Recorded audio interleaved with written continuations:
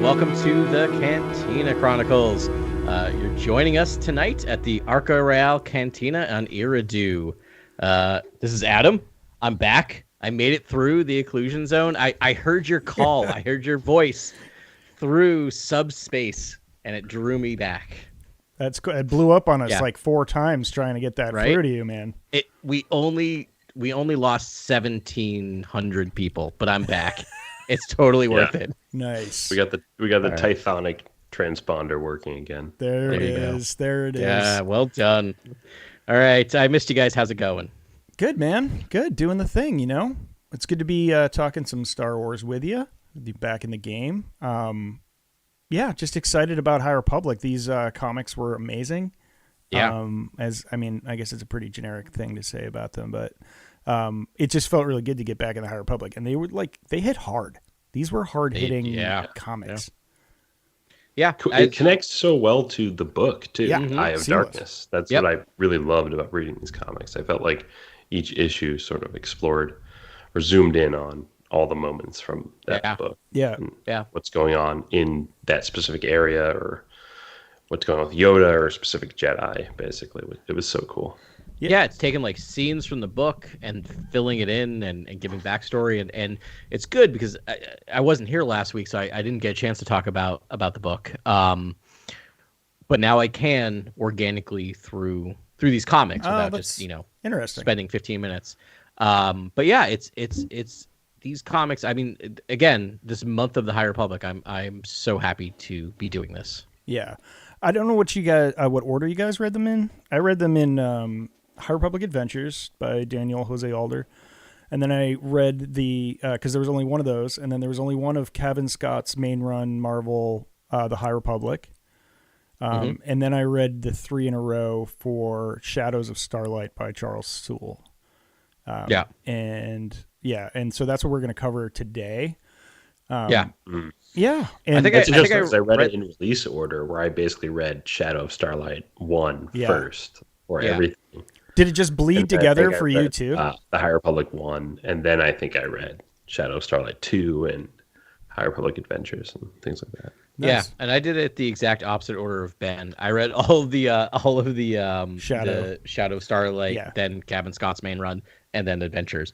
I would propose, though it's up to you all, that we do the Shadow of Starlight first. Okay. Because I feel like those connect the time between.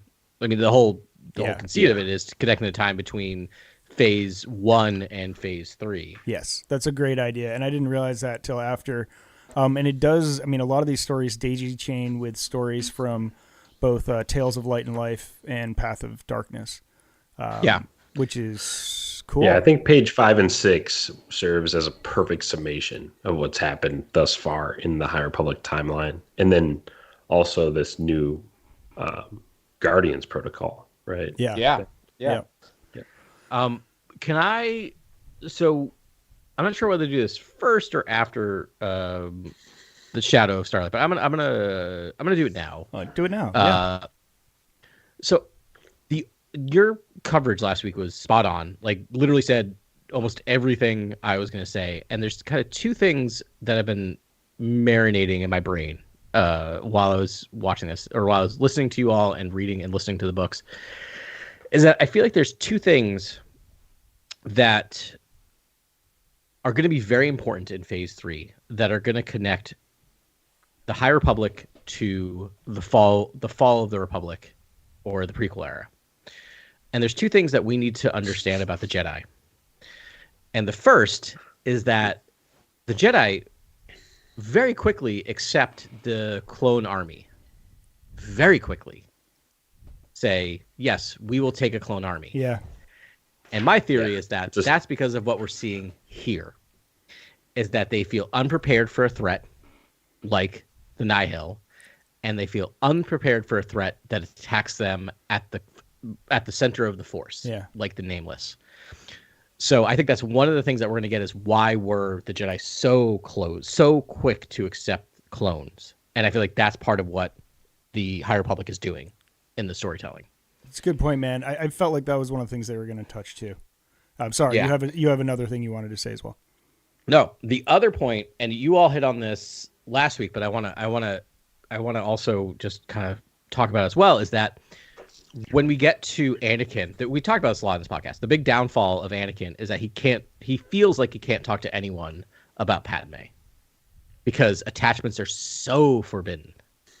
Yeah. So right. Yeah, it's the commentary that's sort of missing from if they want to resolve that or bring modern sensibilities to that theme. I think they should because the start of the High Republic, it's not that forbidden. Attachments are not that forbidden. We're seeing a lot of attachments that seem somewhat accepted in the High Republic, and I think, and you all hit on it, I think, with the idea of what's going to happen with Avar Kriss. Right, Elzar Man, and I think that's going to be, and you all, again, just all credit to you. I think that's going to be the through line for Phase 3. That's going to lead the Jedi to be like, we have an attachment problem going on here that we need to tamp down. It's interesting they touch on attachments a lot in these like 5 books, and but when they do it, it's like protocol to rat somebody out and be like, I think Bel-Zettifar needs an adult voice here to talk to him, and they're like, I'm glad you came to me. And then like I see an attachment here and all that, and it's a couple times I've talked about it, and no one really says it about Avar and Elzar, even though they know it's happening clearly. Who was the person that was like, whoever it was, it was Lena So knows, but she's spent a lot of time with Elzar lately. So I just wanted to say those two things because let's keep an eye out for those two things throughout Phase 3 if we're going to hit more on those ideas, or if I'm just making stuff up. Yeah, I think the attachment thing. I think that's at the stage we're at right now, is like looking at where are they pointing to the future? Like, where is the resolution to this, and how does it, interact with the original trilogy, the Skywalker saga? Because it's got to take them somewhere. I can think of one reason, but it's not Lightsaber Corner yet, so I won't go there. Right. Or one way. I thought of you. We'll get there. I also want to mention, Grant, you blew my mind last week when you talked about basically the inverse Death Star, or the idea of Starlight Beacon. Yeah. That's what it is. It's what it is. It totally is. I literally was sitting there. I've had a hell of a week. You have. Let's just listen. The occlusion zone is tough. You've got like buzzsaw droids. It's tough living. Yeah, you were stuck out there for a year. Yeah. It sure feels like it. Yeah. Anyway, as I was listeing to the podcast, different moods. Well, not listening to Work It Out Wombats. Yeah. Don't worry about it. It's a thing. I was blown away while pretending to pay attention to that thing. Yeah, we'll get to a certain topic that I think will bring up the Clone Wars, and Ben, I think you alluded to that, so I can't wait. Can't wait to get to Grant. Carry us forth. So what's going on in the Shadow of Starlight? Just the first issue is so just such a great starter kit for sort of what this is all about. This phase. If you want to kind of dive into the High Republic, I almost urge you to read Shadow of Starlight first, and then jump into Eye of Darkness, the novel, and then like jump into comics and stuff like that. But like this first issue, I think just it's so wonderfully written, and I think I just love the beginning where you sort of see the Jedi addressing the Senate, and it just begs the question: why don't we have more Senate scenes in Star Wars? I think that's what people were really thirsting for in like the sequel trilogy. They were like, where are the Senate moments? Well, they're just not there. And then when you see it in this comic, you're just like, this is some of the greatest stuff I've ever seen. It's just the Jedi just pleading to the Senate that they need to enact this protocol to call all the Jedi back to Coruscant because the Nameless are out there, these deadly creatures that are just devouring Jedi. And leaving them as petrified rock. And again, is going to raise more questions as we talk about this stuff, because I think like the nameless and all of that is something we all want to talk about endlessly. But can I let me jump in, because I think we have our first, like, are we reading it the same way? So in that Senate scene, I don't think they're talking to the Senate. I think there's that all of the Jedi that came back are in the Senate. The Senate. The Jedi rented out the hall. Yeah. Right. Basically, yeah. So it says like, we thank Lena Soul. She has allowed us the Jedi Order to access the Senate building to allow us to efficiently gather in such numbers. So that's just all Jedi. Right. It is just Jedi. Sorry, but like that's also huge too, because the chambers themselves it's just iconic. I'm really talking speaking of the architecture and the but I wanted to highlight that because what you're saying, Grant, is super valid, because once again, we have the Jedi separate, right? Completely separate, not talking to the people who make decisions. Yeah. Right. It's a church taking over state too. It's actually like truly fascinating. Like this it's just, like I love it.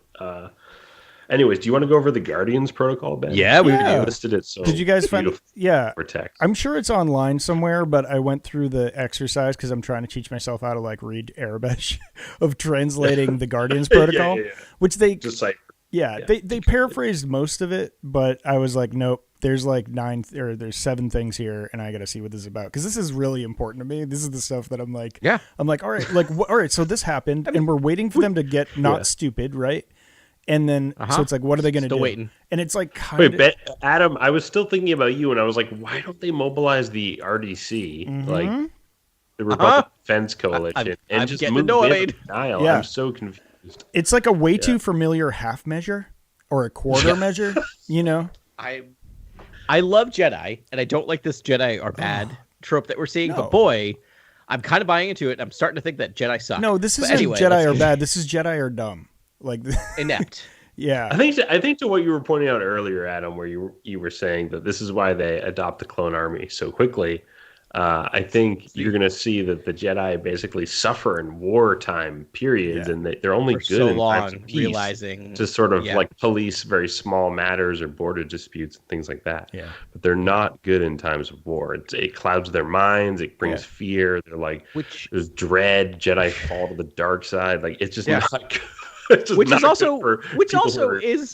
also not a bad lesson, that peacekeepers are good for solving certain things, but war is not meant to be fought by peacekeepers. Right. Anyway. Yeah. Right. Yeah. I mean, I don't know. Yeah, I'd rather have the Jedi involved, but the overarching, if you really wanted to. Maybe as councils, as people who are keeping the moral high ground, as people, I don't know, looking into possible war crimes, as I don't know, whatever the UN is supposed to be doing.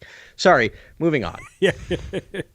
Unless you're a Mon Cala, it's like everything you're doing is a war crime. Like, I feel like I give Radis and Akbar a pass, because they're just real G's. Incredible what they do. Yeah. Come on, they're unimpeachable. They're just trying to do the good work, you know. They're just I don't know. Anyway, so let us go over the so this is the list of 7, and and as translated from the comic, we have acceleration of youngling combat instruction. All right. That makes sense. We're going to teach our young that what's coming for them. Give them real lightsabers pretty quick. Let's go. All right. Second one, outposts staffed by droids. This was clearly number 2, so it has to be important. I don't know what that means, but okay, we're going to use droids to staff outposts. I guess that just means if you're pulling everyone back, how are we going to deal with the people leaving and just droids? So it's droids is the answer. So which is there's an HR bullet point right there. They're taking over the outposts, or are they? Yeah, they're doing everything right in the time being. Yeah, droids are doing everything. Yeah, everything. Yeah, yeah, which that can't be bode well. I mean, it's kind of it is a retreat. And now, if you're reading Dark Droids, we'll talk about that in a few. I'm wondering if like the thing that's going to happen is they're going to try and mobilize armies of Jedi, and it's not going to work against the leveler. And so maybe one of those lessons is like single Jedi with groups of civilians, or Marines, clones, whatever. Yeah, basically the people on the side of the Jedi. It's sort of like the Jedi have to Yeah, right. They have to win the hearts and minds of the people in Nile space because not the Marchion Row has already put out Marchion Row has already put out those videos, Yeah. those hollow Yeah. messages. No, I think this is I've now realized that the High Republic is doing what every good Star Wars EU thing does, which is explain illogical stuff from the movies. Yeah. And that's what it's doing. Yeah. Yeah. As they're always sort of backfilling and backfilling. Okay, carrying on here. Independent research paused. So it's like, shut up, nerd. Get back here. There's a war on. Bring your lightsaber. Yeah. Yeah. You dust it off. Yeah. That hurts. Yeah. That makes me sad. Yeah. And then, early Padawan trials, which I feel like that should have been point number 2 after acceleration of young gun combat instruction. They are not good at creating like meeting minutes. Yeah. Like they're not well structured. Yeah, that should be pretty high up there. That's like, but this is, people. It's weird, but because this is really important. It's really important because we encounter this in multiple issues, is that basically like anyone who's ready for the Padawan trials, regardless of age or whatever, is expected to go through them. Right. Basically. Yeah. And you've got like a couple of kids like skipping rope and playing hopscotch and like, and then all of a sudden they're like, I'm sorry, what? Here's your lightsaber, you're a Padawan. They're like, we have to what now? Yeah. Try not to cut each other's fingers off. I know. They're like toddlers. They're like 8-year-olds or like 6-year-olds. Like, okay. Very upsetting. Yeah, that's a little upsetting. Like child soldiers. Anyway, moving on. Super. This has been a real blast so far. We're really so far so good. Welcome to the High Republic. Yeah. Okay, and then we have this one was obscured in the middle, so it was a well-positioned word bubble. Yeah. It did not have that word bubble did not have to be there. I'm just saying. Yeah, and I don't know. Yeah, okay, because it says the first word's resource, and the last word is restrictions, and in between there's at least one word. I'm beginning to think it's a couple words. So resource, MA, blank space, word ends with T, restrictions. Any of you guys have guesses? Because I'm stumped. I got nothing. I saw your text. Notes. Yeah, Ben sent us a text of this earlier, which is like always love when Ben's doing the translation.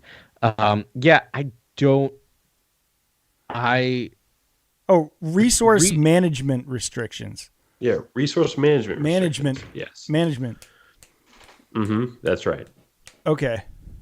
What does that mean? That means like as you management people. What does that mean? I think that means you're not going to have access to all the information. All right. Oh yeah. So basically, that's the whole thing where you're just having like people. Everyone doesn't know what everyone's doing, so there's protection. Yeah. That's boring. Why? Okay. All right. Now I'm angry at the comic book writers. Why do you put your word bubble there? Because you could have shifted it over to the right. You know, they showed that one. They showed that one guy that's like an academic. He's like, "What am I? I'm supposed to like grab my lightsaber? Like, all right." But I think it's just like, so if you're a resource manager and you're like a librarian, they're like, it's again, shut up, nerds. And get back in here and you got to fight. So it's like, research project. Like they're going to need research, but it'll probably only be military research or research involved with, with the war. Yeah. That's boring. All right, keep going. All right. Offensive combat as required. So yeah, we're going to get our feet, our hands. Which we get a little bit of that in these comics, right? We get a discussion of like during a council meeting about going on the offensive. Yep. Yeah. Don't love it.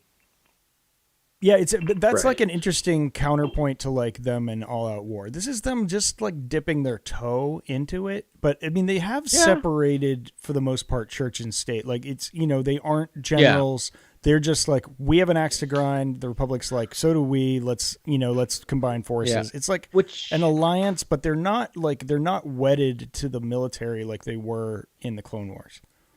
Right. And we see that a little bit in the novel, right? Because we see that like they're gonna like, oh, we figured out we're gonna totally get into the inclusion zone. Let's go on the offensive, and then they all just drive into a brick wall. Yeah, and it's sort of like choose your own adventure too. Like all the knights can kind of help however they want.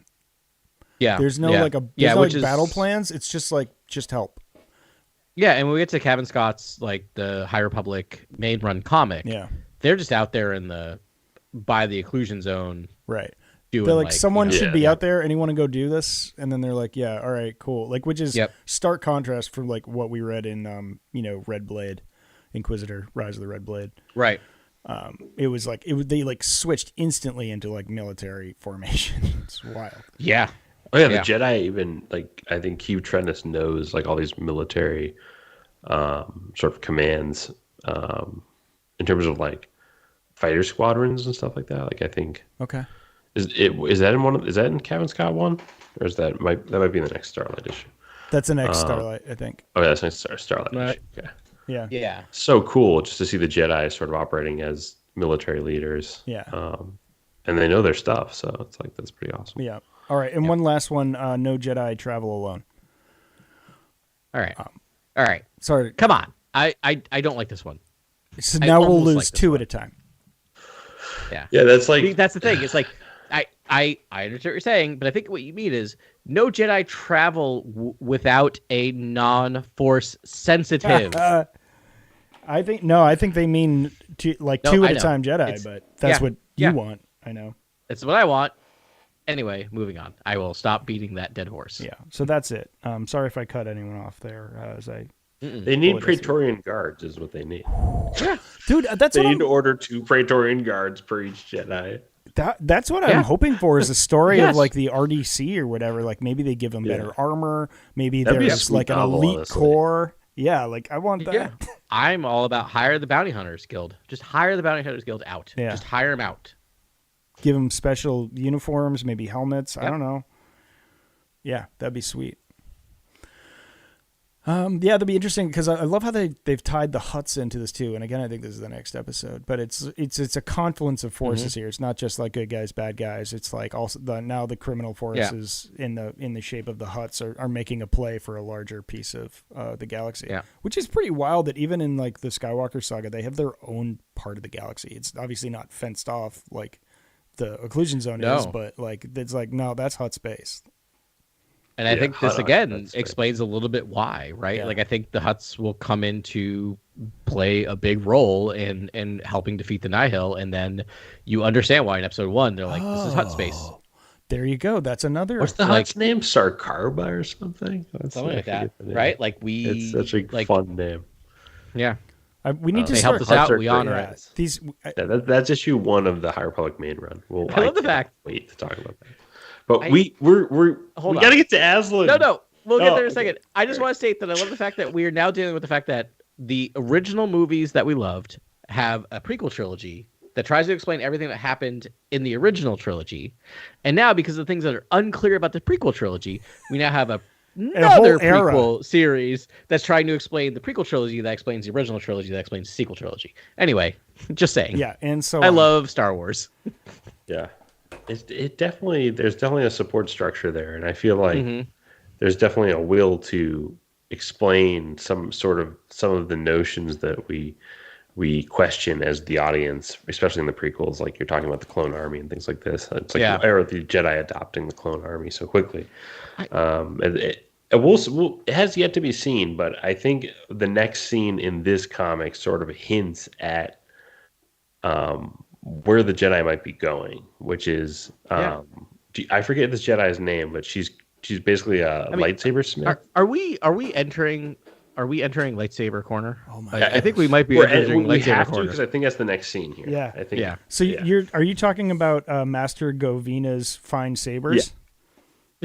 Yes. Yeah, Yes, we are. we're here. We've reached it, and I think this will be our good sort of parallel talking point here in terms of what connections do we see between the High Republic and the prequels? Because this scene where they basically talk about like mass producing lightsabers Yeah. and the artistry of making ornate lightsabers is Just going to pleh. discontinue Yeah. now that there's an actual threat and the Jedi have to go to war and Padawans need to just become field Jedi Yeah. and basically wield lightsabers.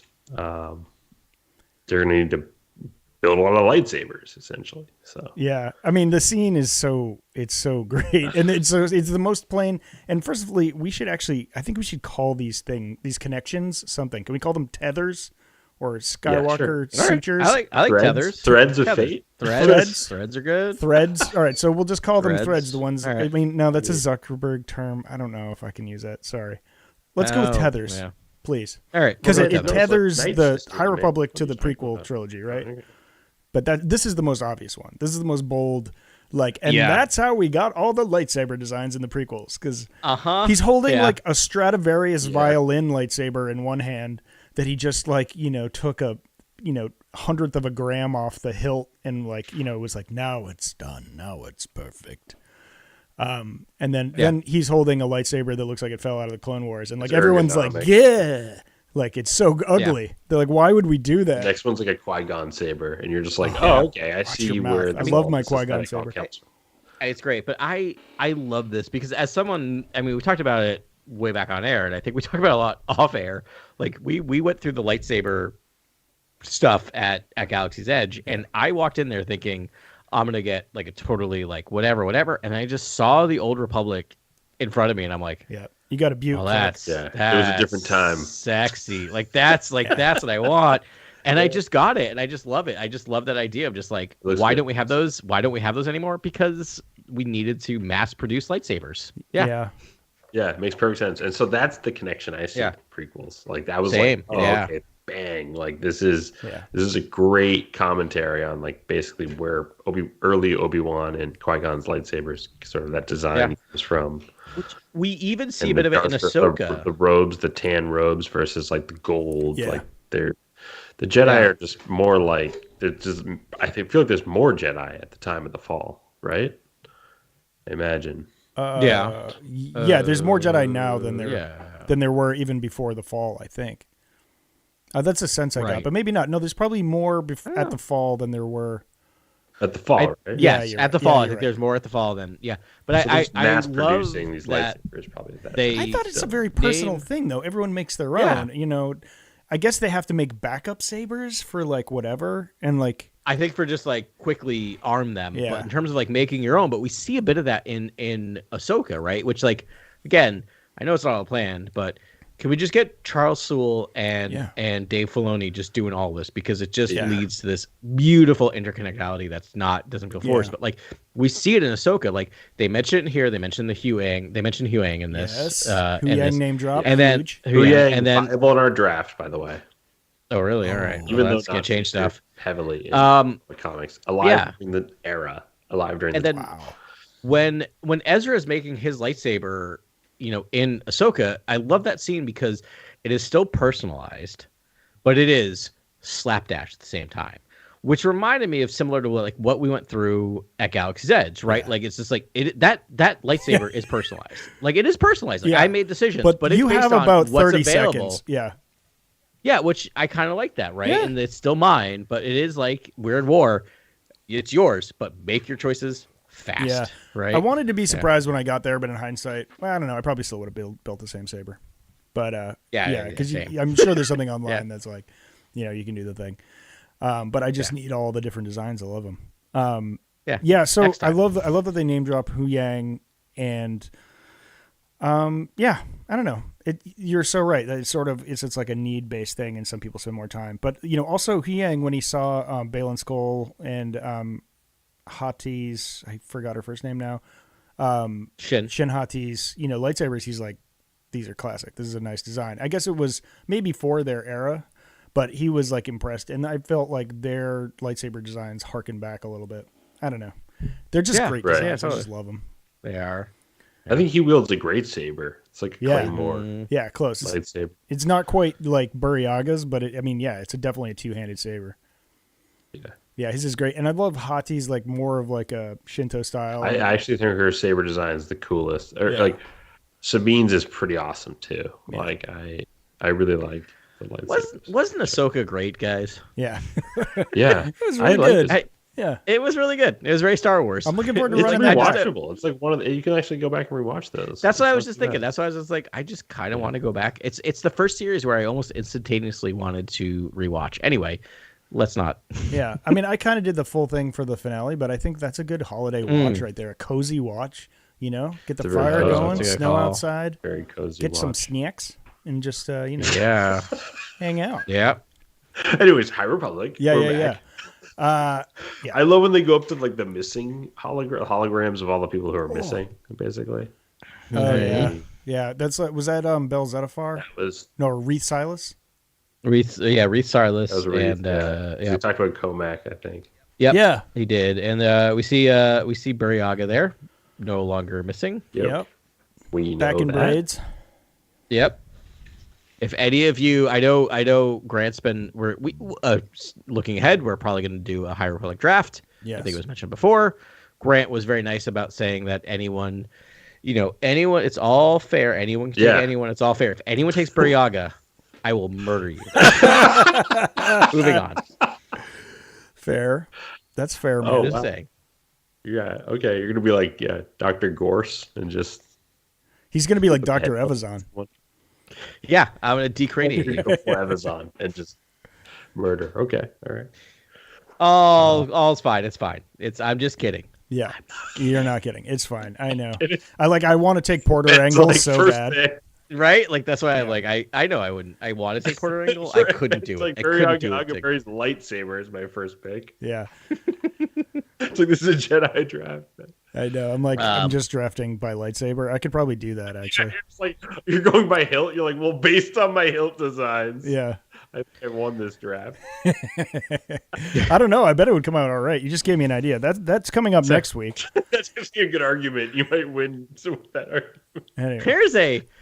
Now I'm like, dude, so I am so lightsaber obsessed right now about doing the whole like Galaxy's Edge thing again. And I'm like, nice. remember they had the you could do like the wood ones. That might be my next one. They had like the ones that were more like nature based, which is like the Buryaga Agaberry Did ones. they? Was it part of the High Yeah, Republic thing? It was kind of whatever. It Oh didn't yes, look it did. awesome. It didn't look awesome. You're right. Yeah, it was But more I of like might- an animalistic, like hunter, like Yeah, but I I'm think like, that's what so- Jason got. Yeah. Oh, really? Yeah, Nice. not casual Jason. There's a There's a non-zero chance I may be back there again in February. Long story. Yeah. Bush year. And if I'm there again, I might this might be divorce worthy, but I might just disappear suddenly.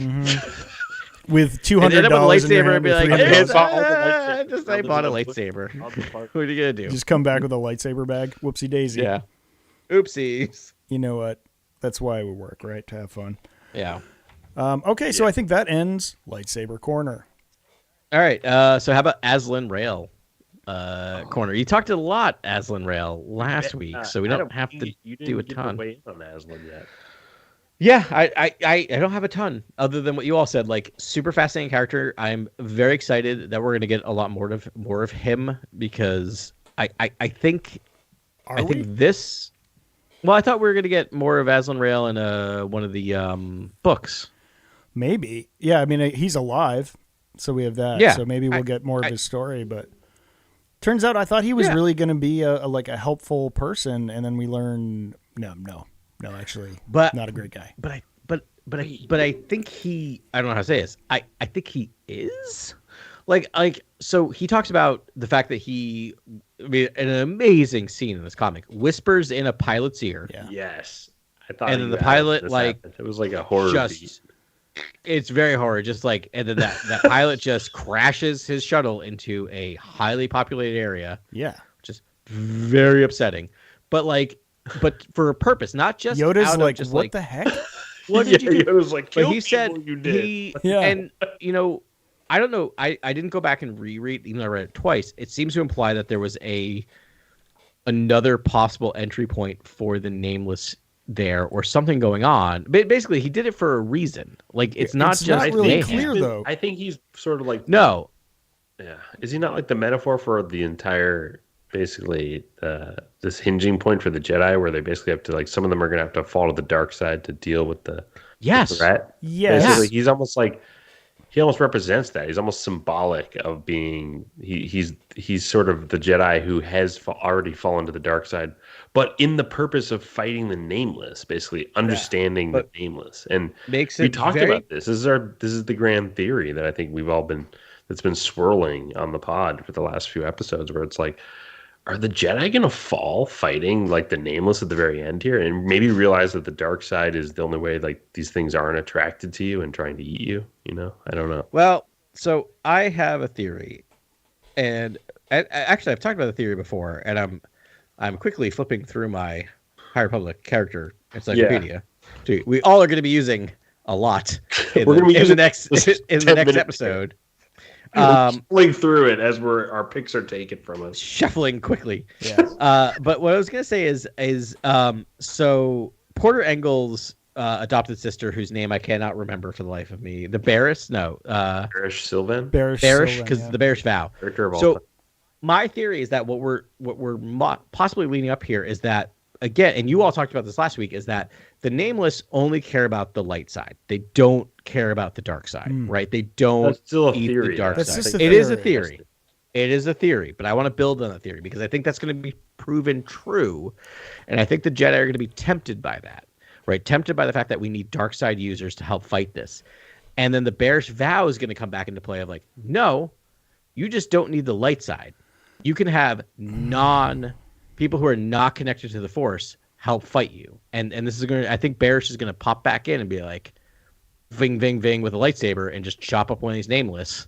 And just be like, listen, we can take care of this. People who cut themselves off from the light side. That's fascinating, Adam. That's interesting. I like that theory. I have to sort of divert to Please. this like fever dream I had that I'm pretty sure was Love me reading a Star Wars book from Phase 2 where someone was able to fight through the effect of the leveler and fight back. I feel like that's right. Yeah, I feel like someone did push through, but we haven't seen that in Phase 3, right? Because we have people trying. That's my point, is that like it's documented. She lived because she did it. Why don't we know that now? Like, why don't we know what happened to her? Because she lived. Good question. I'm pretty sure it was a Yeah. Jedi. I forget which one from Phase 2 because they're like not as prominent in my memory. I know. Poor Phase 2.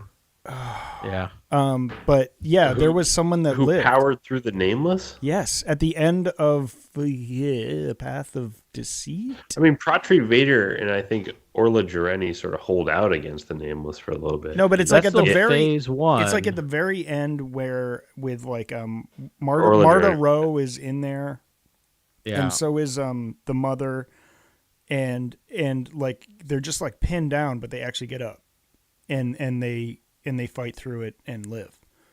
But I think they're able. They don't kill it with a lightsaber like someone else does, but she just like manages to not turn to stone. Yeah. I'm pretty sure that happened, and I'm just like, but there's no tether there. There's no connection between that and then Phase 3, and so that's a little befuddling to me. Is that in Fallen Star that happens? No. Or is that in the Velo? No. It's Valor. Phase 2. Stars. It's like it's Oh, less okay. of Path of Yeah, the Path of prequel Darkness. one. Okay, sorry. Yeah, Path of Darkness. Can we make a vow, a Bearish vow? Yes. When this is all done, also we should have her on before this. But when it's all done, we need Meg back. We need Meg to sort Dow this back, out for us. and then like when they put the the whatever on the High Republic, like we need her back to do like a dissection, and we should actually have her back before then because we're talking about like a year and a half before this whole thing is done. We'll have her Maybe back. her But, to like, have her we catch need us her up. back. Yeah, like because we read all these things. It's hard. Like I going through the character encyclopedia. I'm like, I know I've read all of these people and read about all of these people. I'm like, I don't remember this person. Yeah. Anyway, yeah. Sorry. Anywho, but I think I'll have you're to do right, some research Ben. on that. Like something happened, but anyways, there is a way to defeat sounds these familiar. things. I do think it has some way with like your oscillation in the Force. I mean, dark side could be interesting because then it's like maybe they have to see like some people just organically fragment off to the dark side and end up turning the tide, but that sort of rejuvenates the Sith in some way. Maybe because a interesting, couple right? can't If come back that's- from it, and If that's a way into like the acolyte. Yeah. It sort of gives birth to these dark Jedi. But I mean, I think that. Yeah. Sorry. No. There is a through You're line good. through all of this stuff, and it's just, they explain that Azan Rel turned to the dark side because like out of fear. He was like the leveler made him so afraid that he ended up leaning into it and just embracing the fear and then going straight to the dark side. Yeah. hate the whole nine. But he makes it very clear, not a Sith. Right. But that fear is gripping all of the Jedi right now. And they're all responding to it in different ways, and I think that's really fun to see how they go. Like Porter Engel is like so zen, and then, you know, Avar Kriss has to deal with her own demons, and Elzar Mann is just like, I'm, you know, drawing a line in the sand and using, like, you know, Stellan Gios as his pole star, sort of like be a better Jedi. And you know, they're all sort of going through it, and you know, they're getting pulled back from the dark side by their friends, but they're all feeling fear, and so these are just the ones we know. So, Ben, what are we calling this? We're not calling them threads. We're calling them Tethers. Tethers. Sorry. So no, it's fine. Word. I like it. Yeah. No. I prefer that to threads because of, you know, evil timeline humans. tethers. They're timeline tethers. There you go. Timeline tethers. There you go. That helps. It's yeah. So we know that Yoda's famous quote from one of his many famous quotes from the prequel trilogy is, you know, fear leads to hate leads to suffering leads to the dark side, right? Yeah. Am I missing one? Yeah. That's hate leads to anger, anger leads to anger. Hate leads to anger leads to hate. Yeah.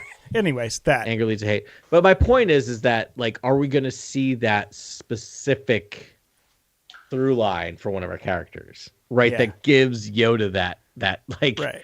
Like, so, because my point is, we love it, right? When we're going to hear that phrase from him next time we watch the prequel trilogies, and we're like, oh, that's the story of blank. Yeah. I wonder if we'll hear it in the High Republic, though. It would be fun. Yeah. It'd be a fun timeline tether. Yeah, that's my thought. Yeah. Anyway, so we got two more of the Shadows of Starlight. Are we done? I think that kind of caps one, right? Yeah, we're done. We're done. Aslan Rel basically whispers in some pilot's ear. He kills a bunch of people. Yoda's like, the dark does side. it for reasons that don't kill people you have. Yeah, and I don't think we'll spend as much time on every issue, but I do want to go back for a second because I want to answer how this conversation started, what literally happened on the pages. Oh, right. On what? On the pages, like in the comic. Why did he crash that ship into that town? His memory? Yeah, but like, why did he crash it into the town? I think he thought he was like killing levelers, but really, I think that was the place where he's covering his tracks. He says it. He pretty explicitly says that, like, he's been killing people to hide the trail to the levelers or to them. So he doesn't want people to find. Let me read the. That makes sense. Let me read the. Yeah. No, I'm willing to. All right, read it and then we'll move on. All right. So he does it and says, "I am grateful to you, Yoda. Without your patience and kindness, your willingness to mind the darkness clouding my memories, I would never have remembered this place. A potential path to the nameless would have remained available. Eventually, it would have been found and used. I don't know what that path is." Okay, so this is kind of what I like. One of the possible outcomes I was considering. I'm like, but the thing is, in like the next page, he's like, the nameless have to be destroyed. And so I guess maybe he thinks if they cut off the path to the nameless, that's less people that know about them. So that's less people who can actually like obtain. But it's also poetry. It's also showing Yoda's blindness to this dark threat, which is what rhymes with the prequels essentially, which is that he doesn't. Yeah, no, he defends him in front of the council, but as they go on this mission, this guy's actually he does have some demons, and he is hiding something, and he is pulling strings. But I don't know if there's an argument that like he has to do this to fight the nameless. I just don't know if that works though, because after killing people, that's a no-go, and Yoda's like, whatever we had going on, like that has to. Oh yeah, no, I don't think they work with him after this. I think the point is like he did what he thought was right, and Yoda was a little bit bilked because he didn't feel ill intentions, because there were no ill intentions. Weirdly. No, there were, but good intentions actually. No, good intentions. Yeah, it's the needs of the many outweigh the needs of the few argument. We're only in issue 1 of 5 that we're going to talk about tonight, but I kind of want to bring this back around to Ben's question at the end of last episode about, can the will of the Force ever mean the will of the dark side of the Force? And like, is that part of this working out, right? The will of the Force is like working through Aslan. Yeah, it's light and to be dark. like, this is yeah. right. I don't know. Yeah, If that's what we they're writing, do not need to. that is like some seriously tough writing they're doing. If that's how they're going to try and thread it, that would be so cool. Because I've always wanted to say, like, you guys talk about balance all the time, and the dark side is just as natural as the light side. Like, all right, prove it. Like, why is it always the light side having to like win out on these things? Like, what if it's, I don't know. What if there needs to be some balance there? Especially if all we're talking about is there are things outside of the Force that are evil, like the Nameless. Yeah. How does that mess with the balance? But or if the Nihil are already creating so much hate and injustice in the galaxy, wouldn't there be Jedi who are like incarnations of that hate in some way, or channeling it in some way, or feeling it and sort of affected by it? And Aslan Rel just seems like someone who's just boiling over with dark side energy, and he's thriving right now because it's a time of war and strife with the Nihil. So this is a great time for a dark sider, because I think he's basically living his best life and just like whispering dark things and, you know, doing dark Jedi mind tricks and stuff. It's actually super cool because it's almost something you wish you saw Palpatine do, where you're like, oh, I wish Palpatine could, like, you know, do a couple mind control moves to people. But instead, I mean, like, elegantly, sort of like evil mind tricks. But it's like, have you noticed you haven't seen a single Jedi mind trick in High Republic yet? I haven't. It's very interesting. I think you have. I think there's been one. Okay. All right, so maybe one. But did Comac Vitus do at one point? Oof, in Jedha? I don't think so, dude. Or wait, which Comac is it? He's Reed Silas's Reed Silas's, surrogate master. There's a different book, I think. I don't think so, maybe man. Not. I don't know. I mean, so maybe, but I'm just saying they're noticeably absent next to what we had seen. So maybe that's a dark side little trickeroony. I don't know. That's a good point. Yeah. Any hoozle. So let us sally forth into the other episodes. We covered a lot of ground in that one episode, but those were all fascinating things that I wanted to talk about. Yeah, that was a big issue. That was a big issue. Yeah. And this is Charles Soule, so this is like they're all hitters. This is just like the tap, basically. Yeah. Yeah, I think. Yeah, sorry, I was totally listening and also responding to. I think someone who is on our YouTube channel in New Zealand, of all places. Nice. Oh, great. So but I may have totally insulted them by saying "Welcome from across the pond" because it was a very tiny flag, and then I had to be like, "Oh, sorry, I misidentified you as from England." England. As long as you didn't say they were from Australia, I think you're fine. No. But welcome. If you're still listening and I haven't chased you away by insulting you, I'm very sorry. But I apologize already. So I think I think we can move through the next issue pretty quickly. Yes. Like this is the Avar Chris one, right? Yeah, Elzar Man, Avar Chris. It basically is like, it feels like it is. I love these, but it's just filling in the blanks of things that we learned about in the novel. Yeah, the last two books. It's just Avar Chris parting ways with Elzar Man, and then she's like, day 200 behind enemy lines. Everyone's dying. Everyone hates me. You know, like I can't. You know, every move I have to make is the wrong move. And then she jumps into a tree, and then she just overhears like the entire village being brainwashed by a Nihil, like to hate the Jedi. And I was just like, "Oh, this is so tough, tough, dude. So many L's. Yeah, and then she just does it. It's great. There's that nice there's a nice villager brings her food. Yeah, I love how much Avar Chris we're getting in Phase 3. Me too. Because she was just this like icon for like the first phase. And now we're actually seeing, like, she's like, I'm a hero. I have to live up. She's like very Captain America-y sort of thing. And yeah, this issue, I think, sort of told me that she's the one who's going to kill Mark-Yon Ro. Yeah. Like, I was like, oh, she's taking him out. She's going to get him. Yeah. I like that bet. She's going to do it. Yeah. I like that bet. That's right on. Yeah. Welp. And that's pretty much it. This isn't the skier episode, right? That's episode 3.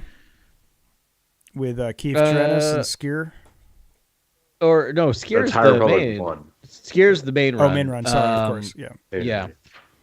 But that's all I remember from this episode. Pretty much was The next one is Bell. Bell's I- at a far I- load in stuff. Yeah, Okay. I want to say like, episode issue 2 is It's fantastic. super great. You should totally read it, but it doesn't add a lot to the story. It's more character development between those two characters. Yeah. Moving on. Like it's, I did I always like to say, Avar Chris go is for it. like, I'm a Jedi master. I don't get mad. I know. Yeah. Yeah. And I was like, Nah. Okay. Do you? yeah. All right. We read the book. Yeah. yeah, this do all get mad. happens in Eye of Darkness too. So like,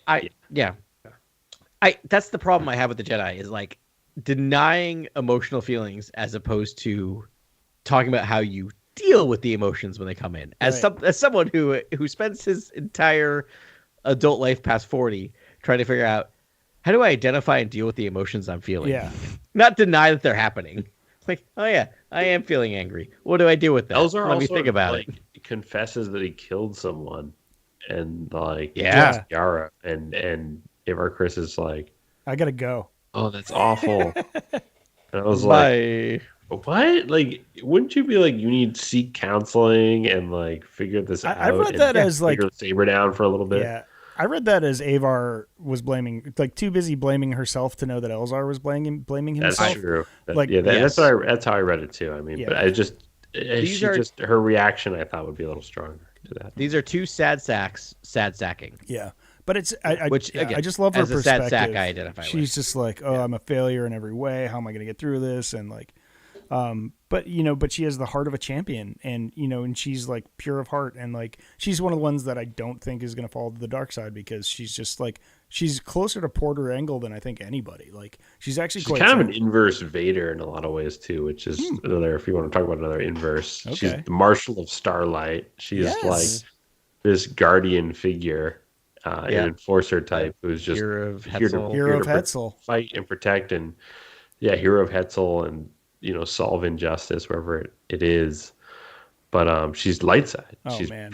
pure light side. Sewell, so it's like, Sewell, if you're listening, you don't have the guts to give her a grievous wound and make her have to wear a respirator for the end of the series. never. You don't have the guts to do that. You're not tough enough to make a never white do that. Vader suit. We dare you. We I actually double don't dare think you. she won't fall either. I think last podcast we talked about maybe there being a subversion and she's the one who falls, especially saying that she doesn't get mad and all that sort of stuff.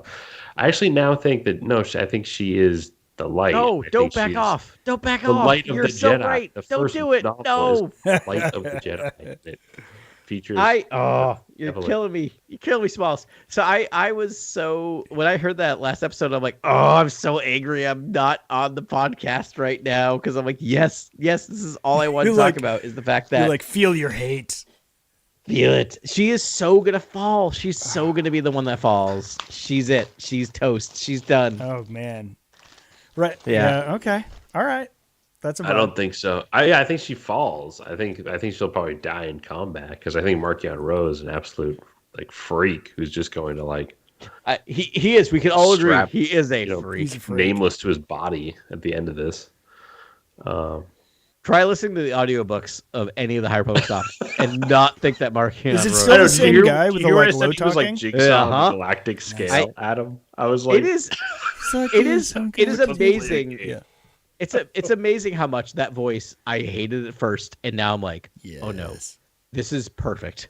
This is exactly who this person Yes. is. Super creep voice. I still don't get Yeah. Thea Farr and Gira Staros falling romantically for him after you hear the voice in the audiobook because you're just like, Right? this Yeah. guy, Yeah. this guy's clearly It's especially weird. I've never heard anyone falling for an incel before. He's but like anyway. a gray Robert before I Pattinson. read That's Higher like who he Republic. is. You're like, what? Yeah. He's just like a gray Robert Pattinson. It's just like, Twilight. Like that's true. who he is. He's a No, vampire. I don't know. It's not that though. It's No, insane. I think I- Gira's is I- super power hungry. And so she's Defend she's the saw in the Batman, middle. but we'll move on. Yeah, totally. sappy, almost punk rock Yeah. loner. It's just I don't know what it is. It's just a very specific thing. Yeah. And it works, but it's not. I don't know. It's not threatening. I think that's the point. I think of where I would probably take my thesis. It's it's not the most threatening character. Yeah. Really? Well, I'm terrified. I can't wait I- for vindication against these dudes because it's just he's just murdering fools in the worst way. And like, yeah, he's a creep, Right. and like he's not physically imposing, but it's like, you know, he believes in nothing, Lebowski. He's a nihilist. See, that's the thing. All right. So like, oh man. So all right. So Star Wars is always a reflection on where we are in the world, right? So like, oh boy. Say what you will about the Here we tenets go. of National Socialism. At least it's an ethos. So the prequel trilogy, we get deep into. That's another Lebowski quote, by the way. I know. For people. Yeah. Moving on. So we got a deep view of Palpatine right in the middle of the wars in the Middle East, right? And there's so much in those prequel trilogies about where we got into that kerfuffle and horrible things, and you get if you're not with me, you're my enemy, which is just a complete exact thing. If you're not with us, you're against us. Only Sith deals in absolutes. Right, exactly. So we get Palpatine as Dick Cheney, basically. Like that's basically what we're getting, right, in those things. Markion Ro is the internet troll. Is the internet. Yeah. Right. Is like it's like that's what we get, right? So that's why he's the edgelord, the anonymous QAnon edgelord. Yeah. The anonymous edgelord, the QAnon nutbag. Like I as a person who's trying to move away from using the word crazy, the crazy person, like I so this is why I actually find him terrifying now, because like in 2023 I find him very terrifying. Yeah. Because of his ability to like rile people up type way. Yeah. Where it's like yep. Yes. By talking about like all the things that he felt slighted about, right? And how the world hasn't gone his way, what he's due as a whatever he is. Right. So that's why I actually find him very terrifying. Where if you gave me this character 10 years ago, I'd be like, whatever. You know, and hopefully in 10 years from now I'd be like, whatever. But right now he's the villain. Yeah, pretty of the which is what But that's I don't argue that. I think there's a lot of great reflections in this series of books. But and he especially does resemble, I think, the troll, the internet troll, or the sort of like I don't know, hacker troll type character, because he's got a lot of technical know-how as well, and like he's got all this technology that's like, I don't know if that's part of the commentary. But you know what's part of it too, I think, is the Tyler Durden Fight Club element. Yeah, there's a fight club. There's a nihilism. Totally. I mean, there really is nihilism there in a major way. Yeah. And there's cynicism and nihilism. But there's some Tyler Durden in Martial. But he's an idealist too. But he's also like an incredibly prejudiced, like dirtbag who just hates the Jedi, which I really hate him for that. And like that's what really builds your hate for the character, I think. Yeah. And his announcement when the occlusion zone goes up, right? It's just like, you're welcome. Yeah. Right? You're now part of us. Like now the people who like have been slighted, who haven't been given enough due, you're part of us now. We're watching out for you. It's like incel culture, right? Like, and he's like, join us or do whatever you want, but if you get in the way, there will be consequences. And I'm like, what? You're putting that out to like the galaxy? That's like, you're clearly a nefarious terrorist organization. But. And we see it in the books, because I enjoy the books of just like all of the people that are wrapped up. Oh boy. All right. Are we going to do it? Yeah, let's do it. So all the people that are like brought into his administration. Yeah. Shall we say, who are just like, well, maybe I can ride this crazy ass person and get our agendas actually done. Realize, oh no, this person doesn't know what he's doing. Is really just wanting to burn it all down. And we're going to be the ones that pay, I don't know, $150 million fine. Just saying that might have happened recently to someone.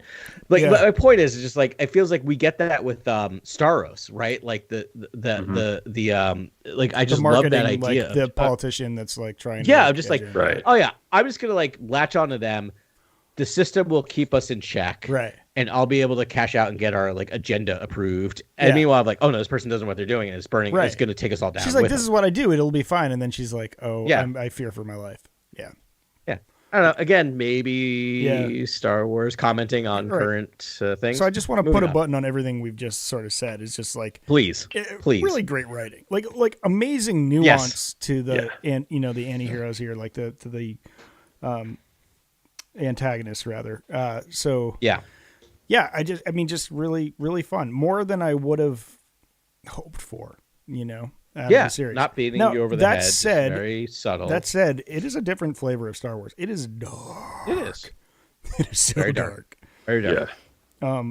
But let's sally forth here. And I just wanted to let people know, if you're on the old YouTubes right now, we're going to record next week's episode right after this. So we may sign off for 5 minutes, but we're going to come back with a vengeance and do a High Republic draft. So if you want to listen to randos talk about Star Wars for the next 3 hours, we'll be here. Yeah. Hey, RB from New Zealand. I'm very sorry. I love you. Yeah. Our flag means death is amazing. I just finished watching it last night. It's great. Let's start doing New Zealand normative comments here. What?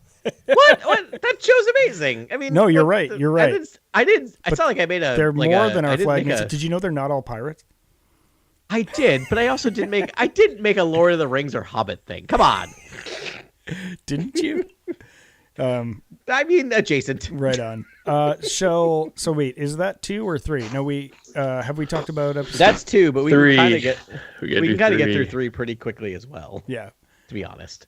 Yeah, you guys have to take this one because I don't have physical. Therefore, it's connecting a lot of dots again between the Charles Light and Life, the Charles Sewell and Light of Life, and where we get to with the novels, right? Of just like the time between when Bel Zettifar finds Baraga Akaberry and what happens after, and what happens, and it's mostly, and Ben-Yori alluded to this. It's Baraga Akaberry. I say this a million times. I feel like in the next episode, dealing with like reading his friends' emotions, feeling what's going on, and trying to guide Bel Zettifar's like immense trauma.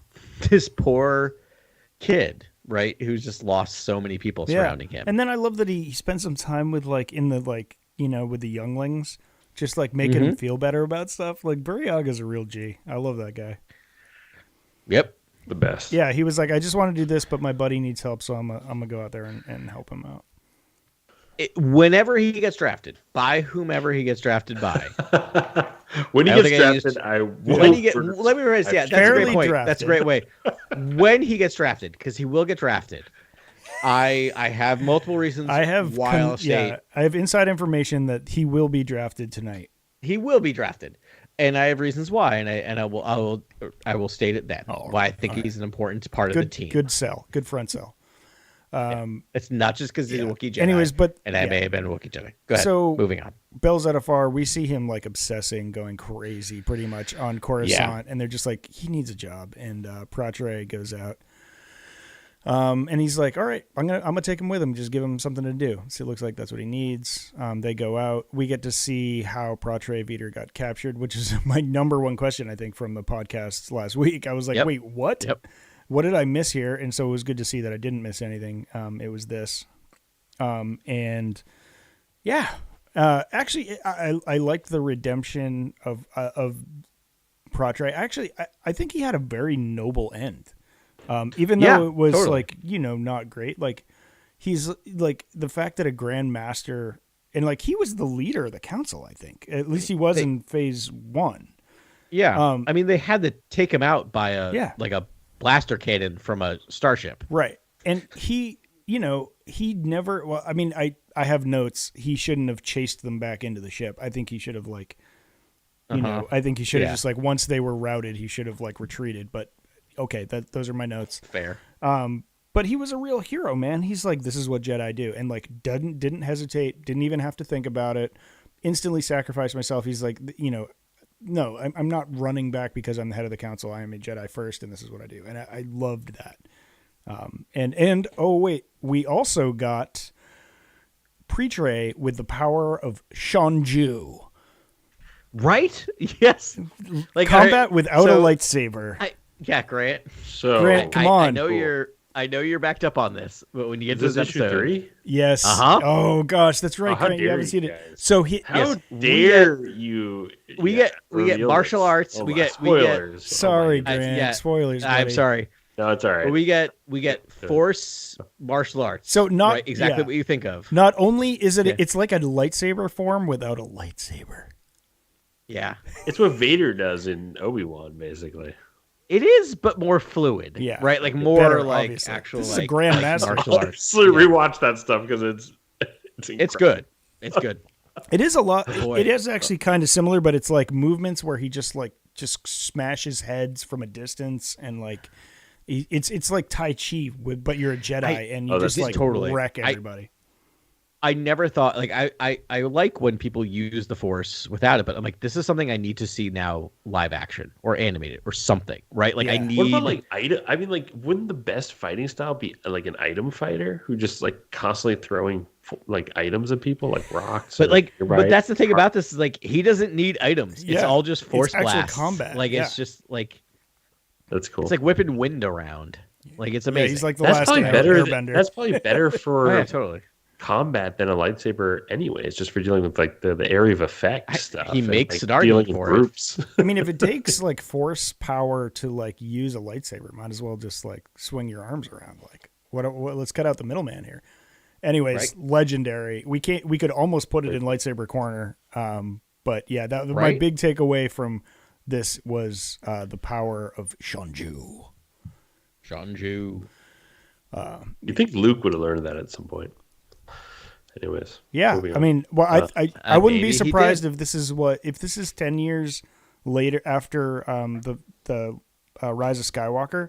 I wouldn't be surprised if we don't see some Shanju with Rey. That's your red hot take. Yeah. For tonight. I in Cantina would love that. Chronicles. Yeah. That's a great evolution of what to do in Star Wars. Right? Like just yeah. Not everyone But should do Rey it, but actually like the uses a super powerful ones. lightsaber in like smart ways, like disabling the tie silencer, the cutting off the wing yeah. and stuff. Yeah. She does Yeah. cool stuff. Yeah, I don't know. I would like to see it in that series. You know, maybe it's not Yeah. her, but like it should be a super master. Someone. Yeah.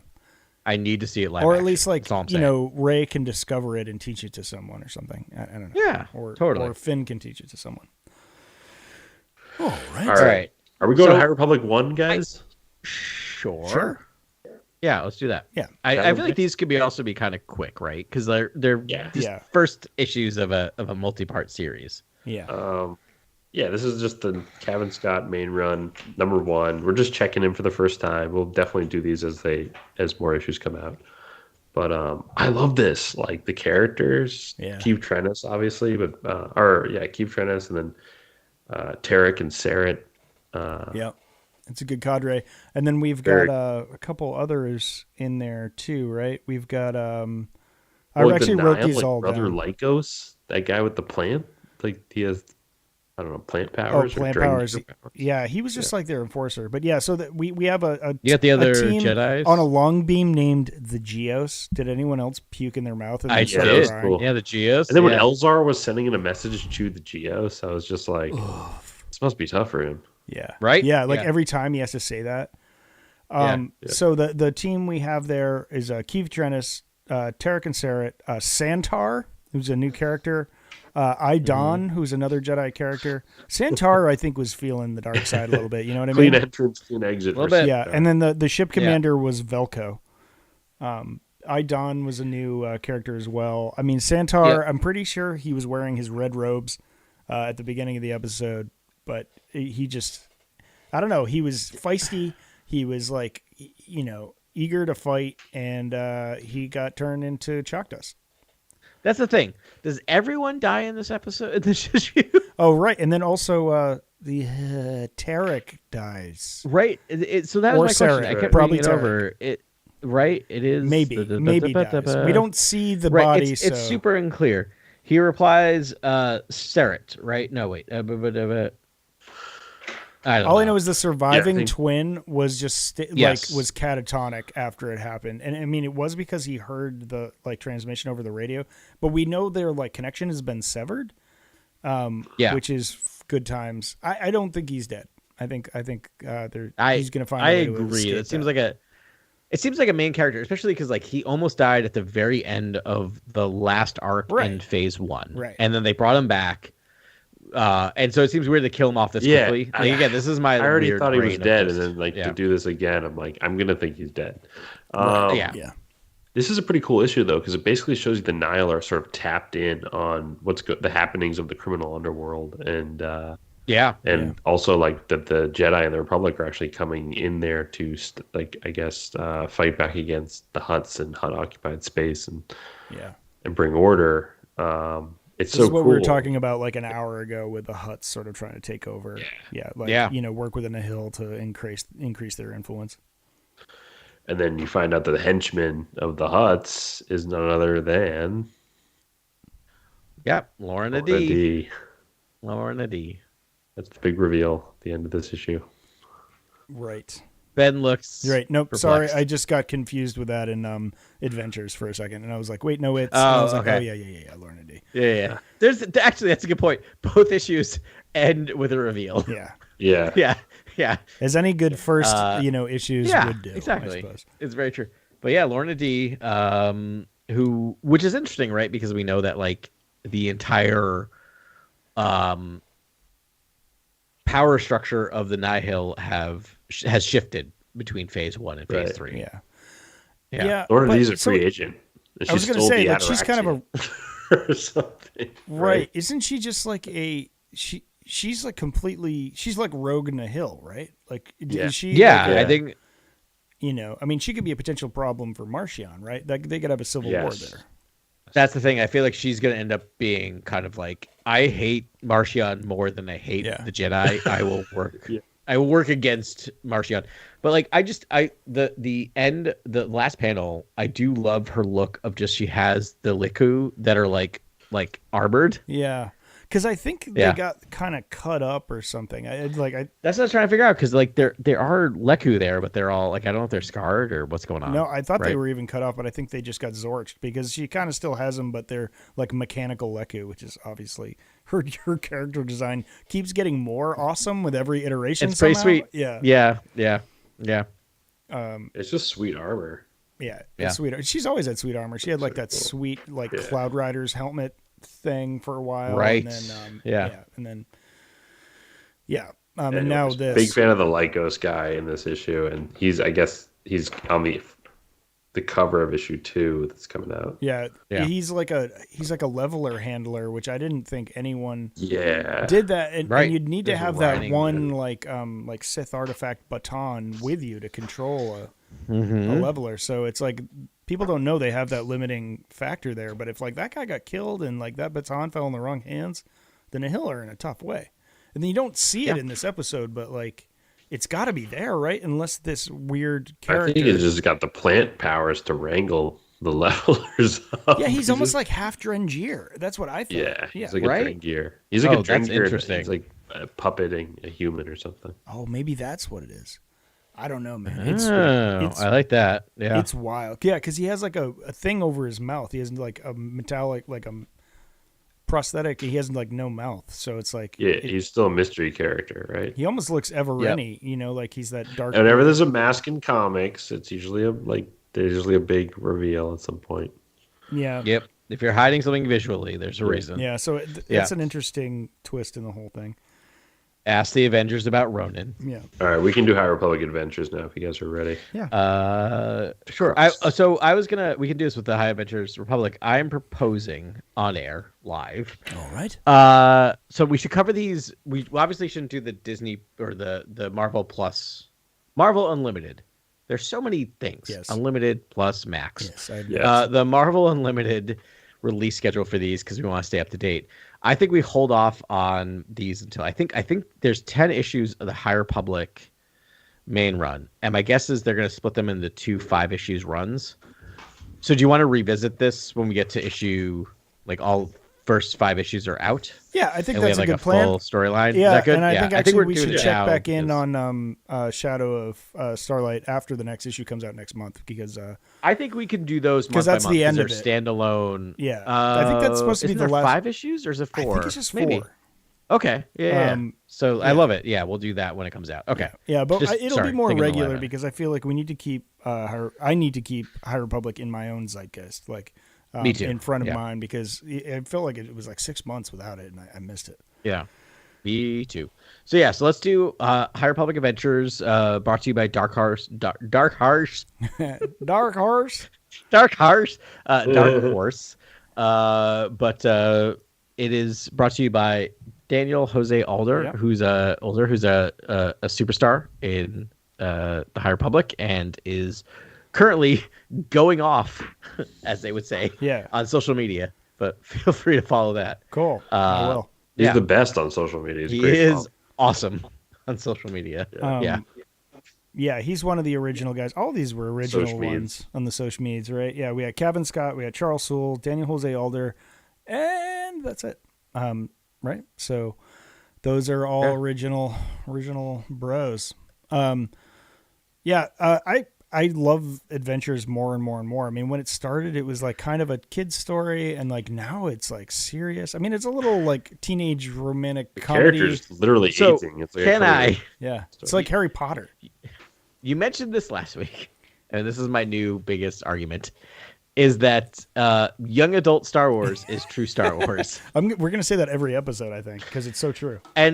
And this is young adult Star Wars in comic form, right? And I feel like this is why it feels the most Star Wars. And again, I talk about this with why I think Ahsoka is the most Star Wars series we've had. It's not that it's the best, it is the most Star Wars. Yeah. And I feel like this is the most Star Wars comic in the High Republic because it's aimed at young adults. Anyway, just my own thoughts. Yeah. Yeah, I mean, it captures that like good old fashioned serial adventure show mentality of like, let's not do anything that's It's not gonna get the too censor board challenging. upset. Yeah. Yeah, We're not or making too challenging. But- allusions to Trump era politics. Yeah, but like it just rhymes with Arthurian fiction, like really classical the sense. visuals were amazing in this. I was captivated instantly because they start with a musical number, which is hard to do in a Right? comic book. Yeah. But you like follow along with Did it. you try to sing that song? Oh yeah, I did sing that song. Yeah, I did. Oh, that's the difference between you and I. Yeah, I mean, because at least I heard a bad melody in there, and it was like an eerie, like weird melody for me, like because So it's a somber, like it's like an Irish drinking song. Dude, I'm just a huge All Court right. fan, and I'm me too. basically just out here. What's up? For Court? I agreed. am just out here looking for Court. Action it's figures, very- Court. Yeah. It's gonna be a very swag, very like- interesting I love draft. early So- court. I love just a big present fan. court. I love future Yeah. court. Oh no! There's gonna be another candidate draft where I'm so gonna lose. I want to step back for a second, even though this episode's going long and we have another episode going. So as a person who has read Fellowship of the Rings and Two Towers, Oh wow! have I checked take a in bow, since guy that won't Have read the Return of the King? Now you gotta read I all. can't, oh my! Anthony Wood's- Okay, you gave me such a hard Children of time Boomers. after it. And by the way, I just had my brother-in-law just bought me this Finished for Tales. Christmas. Oh, the Silmarillion! Silmarillion is- Wait, Yeah. look at that. Literally the So best. I'm religious text gonna ever do written. my homework at some point. My point is, Through a I think game of I chance. really feel like there are two people, Oh. and I know where I fall, and I know where you fall, but I want to know what the difference is. Is when I encounter a 3-page song in Oh yeah, anything. Those are rough. I skip them. I got to be honest, I skip them. Those Ben, are, I yeah, I assume do too. you I don't actually skip them. completely skip them when I reread. But the people who don't skip them, Ben, you don't skip them, right? No, I'm like, Do you try to Okay, figure out here how we- they're actually if you have- sung? if you have like a pipe and like a fire, like maybe Well, do them yourself. Yeah, but that's my question: is do you read them as poem or do you try to read them as song? my brain instantly converts them to song. Like a Yes, melody gets thank you. applied, Verse, and yeah. yeah. That's amazing. So that is like totally makes sense because my They're written brain like does that, too, not though. do They're that, like- right? And I'm they're like, embraced. I've learned to not read poem yeah. because they look like poem to me, and I'm like, Well, they don't really. It doesn't really rhyme, and sometimes it's just incredibly rough. Sometimes Yeah. you're reading it, and it's all it's old. There's a lot of old English there, and so it's Yeah, but Oh, it's yeah. so lyrical. You know what I mean? Like, Yeah, it's see, that's what's fun. It's but like it's the it's difference. But, playful. like you see it as But I lyrical, don't and I know if it's don't, right? Like, super which is. I grimy. love this stuff. I love it. Fascinating. Yeah. It's the stuff. Ben, you and I talked about this because you're musical and I'm not, and just how like Well, that's not true. I'm music is musical in a the different biggest. Well, no, I love music, but I don't I don't understand it. So music is the biggest magic trick ever to me, which is why I find it so amazing and why I'm a ska fan, because I'm like, I don't understand it. And like, you're like, it's really simple. It's really simple. Right. That's why I love like architecture. Ska is and really art, basic. I have no idea how it's done and I don't want to know. Like, I'm just like, no, pretty.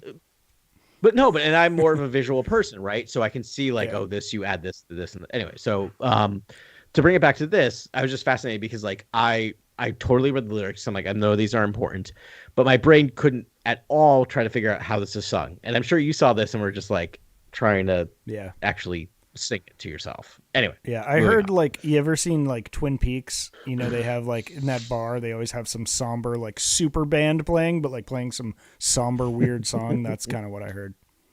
Fair enough. Yeah, it seemed very somber. Like for sure. Eddie Vedder. Anyways. Yeah. She Zine? Zine.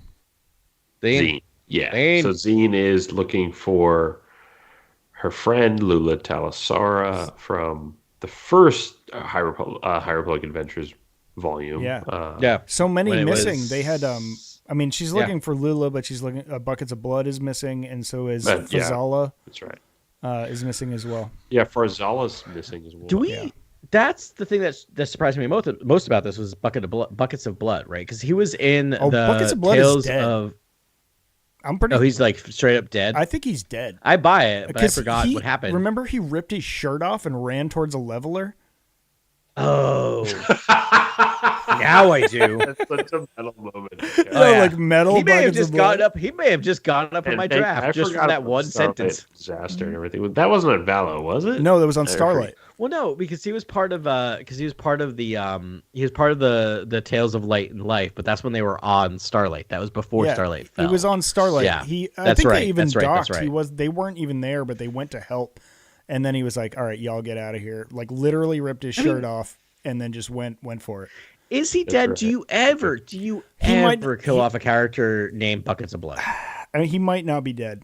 He might not be dead, right? Because I feel like there was like I think he survived the first onslaught and someone tried to save him, but I don't think he made it out. Wait, so he's my new Barry Agaberry. I'm gonna say Buckets of Blood is alive because you do not kill off a character named Buckets. I just want a scene where Buckets of Blood and like Porter Angle are eating soup across from each other, and they're both just sipping it, and then they just comment on the soup and the broth. Let's give me a 30-page comic of just that. Just that. That's all I want. That's all I want. Porter Angle, oh man, we're so old. Like, welcome to Old White Guy Star Wars podcast. We just want to see a comic of two old guys drinking soup. Yeah. It's hot, but not too hot. Oh, it's a good temperature now. Yeah, it's great. It's like, this broth is salty. It's it's not too thick. It's great. It's got a nice viscousness. You've really captured the essence of the era where this design was, this recipe was formatted. Yeah, it'll be great. So hopefully we get that. I hope you're right, but I think he dead. Because I mean, like it would have been the most metal ending ever to anybody. Yeah, I do love that ending. Yeah, to save all the children, like that's a very in Buckets of Blood way. But yeah, he might be dead. Fazal, I feel like we saw him die too. I think he was mixed up in that. But Lula Talasova, no idea, honestly. I think she was in there trying to save Buckets of Blood, if memory serves. But apparently she lived. Apparently. Yeah, and she got out on a Nihil ship, I guess, I'm assuming, and then became like a Nihil lieutenant, like any, good Jedi would do. Yeah, I mean, or is, doing what you need to do to survive. Right, we'll see. We'll see what this character is, where they're going. Well, it's like she surrounded herself with Utapau guards that have had like a 3-generation vow of pacificity. Pacificity. And they, and so that sort of checks out. And he's like, but like, if any of you cross this line, I'll kill everyone here and then myself. Like, is the way the kind of people they are. That sort of checks out. But I don't know. They're not exploiting anyone. They're just calling Mickeyans to them, and all the Mickeyans are like, "Stop! Like, what do you want from us? Just like tell us what you want." And she was just waiting for the right Mickeyan to show up, and that was Zine. Right. Yep. Also, how do we not have Utapauians in everything all the time ever? Wait, the art. Yeah. Can we talk about the art? Yeah. Yeah, Let's please. go. And just the Utapauan, the art of those, I guess the Nile sympathizer Utapauans who are fighting the Mikians. And by the way, that's like not the correct term. They're either Utu or they're Powans, but I Right, can never I was remember doing which the is same which. thing. Yeah, I was doing the they're same called thing, but I couldn't Utapauans, remember. They're just, they're the Utu, I thought, right? Because the Powans are the little ones or whatever. Right? I think the Powans are the Yeah, little the ones, like the Utus are oppressed the big class. ones. Yeah. Maybe I got All right, that. here we go. No. I have Powans showed up, StarWars.com, blah, blah, blah, blah, blah, blah. All right. And the Powans, all right, they're Powans. They're Oh, okay, Powans, and the okay, I got that. Utus Yeah, are the Utas like oppressed are the class. little one. Yeah. Okay. All right. Yeah, they're Powans. Glad we got that figured out. All right. I mean, I would've But been scared. regardless, we should have Yeah. Powans all the time. yeah, they all look the amazing. Yeah. It looks so good. The art. Oh my goodness. Yeah, it's a fun This issue will be style. great. It's like a little cartoony, but like, Yeah. it's great and it's awesome. Yeah. I And then the will big always reveal say- that yeah, go the for it. major Nile sort of warlord is actually Lula Yep. Talasora. Telesoba. Looking- Talasoba. Looking Like a Russian very dancer. Magneto-like in her helmet. Yeah. What? So like as a refresher, she got lost after Starlight. If only there was like an Sure. infinite vat Sure of that- knowledge somewhere at our fingertips. Right? Like a encyclopedia, but like named after something from a Star Wars universe, like a I don't know, I'm like there. like an Ewokpedia. Yeah, vamp. I need you guys to vamp right now. Maybe No, it should be Nonetheless, called. well, anyways, Yeah. it's clear that Lula was lost and listed as Yeah. one of the last Jedi. Yeah. And I think she just joins you know what she does is she That's- leaves the order because she's not ready to become a master or a knight. Oh, that sounds familiar. Because she wants to investigate her feelings, her attachment to Zine, basically. That's the thing is like I love this comic series, and for some reason it's just so out of my brain other than Z. Like But then I Z guess is the thing that she gets sticks involved to with me. Nile, and then this happens. Maybe I don't know. It's Okay, very, it's I've very got unclear. it. Okay, so Oh, good. Did we vamp enough? Okay. yeah, thank you. That was good vamping, guys. Okay, good. So Nice. essentially, she was on a prison ship headed back to Corellia, with this on the Starhopper with after the Battle of Darhide. So this actually happened, and she like someone was called off to like her other compatriot was like called off to go help out after the Starlight Beacon was destroyed.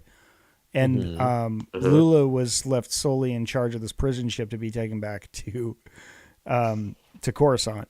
And it seems okay, like go rock. rather than go back to that, she just made them her army and then took them to this other planet. So there's enough in between to be like we don't know exactly where she lies, right? Like in terms of there's enough, intrigue in this. Yeah. Okay. She's on the moon Brakrant is where it is, and her new All right. name is Tartakville, which live Sure. cat rat. Yeah, okay. Cat, yeah, I'm trying to figure out if that's an anagram or not, but Tartak Sil. Tartakville. I- Yeah, with a V. Zarak-Nine. Okay. Sure. I mean, I will take any issue of a comic that ends in a giant kiss. Yeah, so she hijacked a prison ship and then was like, "No, I'm taking all these guys and going undercover," which is like a crazy thing to do off scene, but like okay, or off the page, or Yeah. I mean, it gives you yeah, runway to work with Yeah. for the next few issues for sure. yeah, awesome. All right, guys, I think we did it for this one. Comics. We ran Did it. a little. Well, actually, we're spot on for where we usually are. It's just how we go. And I'm sure the next one will be an hour and a half too. It'll be fine. Yeah, it'll be fine. It'll be fine. Next week on the podcast, we will be doing a High Republic draft and just sort of bathing in our favorite characters, I guess, and ranking them and just having fun talking about them. Should be fun for the holiday. We're obviously going to pre-record it, so if anyone wants to hear that podcast early, just stick around. We're not into billing people for anything. Just like hang out and talk Star Wars. Yeah. It's like our vibe. Yeah. And then Ideal. so that'll be it. And then it'll be the new year, and we'll turn the page and do the next thing. Lots more Star Wars to come. Yeah, absolutely. So it's been great. Thanks for listening to us talk about the comics. They're the best. It was just so good, like after reading these two books, to then see the scenes. Like they made an attempt to be like, you saw all the characters, you saw them all doing the thing. it was very funny because I've been reading the comics as they come out, and then so I read High Republic's Shadow of Starlight first, and then listened to the book. Yeah. And I'm like, that's right. This is the exact same scene from the comic. Yeah. And just hearing it from the other perspective, it's great. I mean, there was like a double panel of the long beam Geos, and like I think I just looked at it for 10 minutes. I was just like, I'm trying because I'm like new to comics to really. Sometimes I just read the text and go, but it's like I want to take time to really appreciate the art because it's fantastic. Teaching, so I quick side note, as someone who teaches media, I do a section on comics in all of my classes. And I actually have to teach my students how to read comics, which is not like oh my god, I can't believe it's one of those things where I'm like, if you don't read comics regularly, it is hard to read comics. Like my wife who got into Miss Marvel, it took her like several issues to figure out like, oh, this is a person who's like voraciously reads. Yeah. Like it just took her a while to realize, oh no, it's a totally different reading. There's some style. It's just very, left very to right, top complex to bottom, panel designs, pretty much. too. Yeah, pretty much. But you got to like stop and take a second and take it in and figure out what's going on. It's I love it. That's why anyway. Yeah. Like you just comics are have great. to- Everyone should read them. Yeah, I'm just trying to not take the visuals for granted. They're just Just lovely. speed read through it. Yeah, I mean, it's just the way. I mean, it still takes me 15 Yeah. minutes to read a comic or whatever, a half hour. But Yeah. like, I'm just trying to appreciate it. But anyways, like, the art was breathtaking. It's just All the my public droids- service announcements. Yeah. All the like accompanying droids, like that's what I was really excited about because they don't spend much time on them in the like written, the novels. But so now you can actually see what the designs are, and they're pretty rough renderings of droids. They're pretty plain droids. Yeah. But it's fun. It's fun to see them.